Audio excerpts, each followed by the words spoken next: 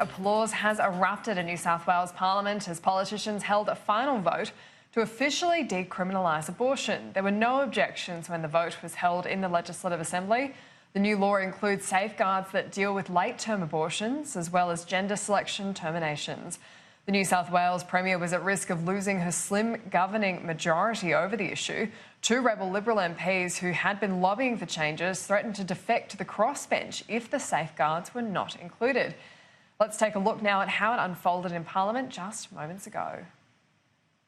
The question is that the Legislative Council amendments to what was known as the Reproductive Healthcare Reform Bill, now known as the Abortion Law Reform Bill 2019, be agreed to. All those in favour say aye. Aye. To the contrary, no. I think the ayes have it. The ayes have it. That does conclude the consideration in detail. I will return to the Speaker. Order, please. Order, please. I will now return to the Speaker's chair.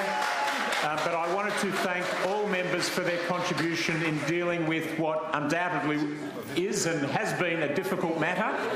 It has been conducted in a professional and dignified way in this House and the other place, and I thank all members for that contribution, which all of you have demonstrated how this House can work in a positive and productive way. Thank you. Live now to Stella Todorovic, who's been following the proceedings at State Parliament. Stella, we heard those cheers and there were tears of joy in the chamber as well.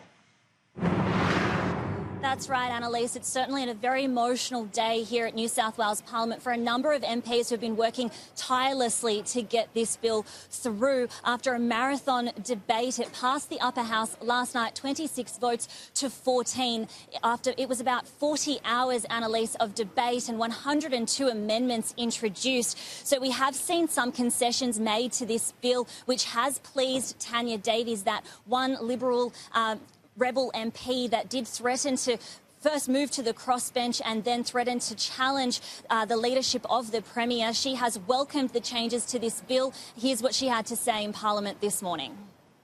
I believe we've actually moved this particular bill to a better place. And I do believe, honestly believe, that the content of the amendments that we are before the House this morning actually creates more safeguards for women, for doctors, and particularly for babies born alive. Annalise, the key issues with this bill were those of gender selection and late-term abortion. One amendment that did pass and will now go into law is that if a woman is seeking a late-term abortion past 22 weeks, it will only be carried out if there is serious threat to her physical or mental health.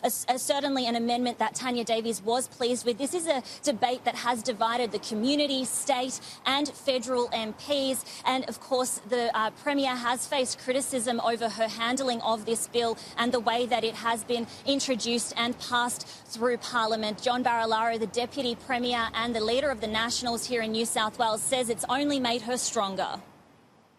You know, one of the things that Gladys does really well as Premier and as leader of the Liberal Party is how she brings people back together. And, yeah, look, it's been a tough period. No one's going to hide from that. I'm not going to mince my words. But the reality here is that, you know, strong leadership through what is a difficult bill and a difficult issue. I think Gladys has come out the other end stronger. So, Annalise, history made in New South Wales and here at New South Wales Parliament today.